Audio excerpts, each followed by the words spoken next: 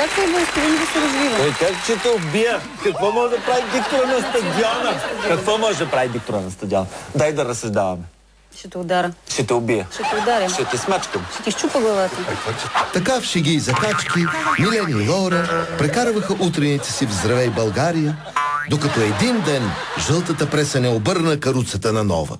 Гледаме как Милен Цветков чете материал за интимния живот на Лора. Лора Крумова споделила пред свои близки, че причина за раздялата и с Кеворкян, да, колежки, преди 2 години не е във възрастовите им различия, а в способността на журналиста да говори без спир.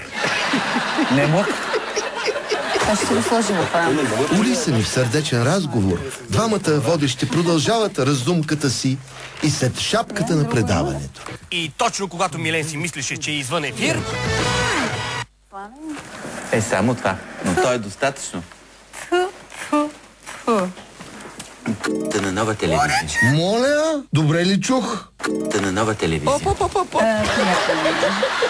Която спи с... С кого? Старците от старческия дом. Аз спи.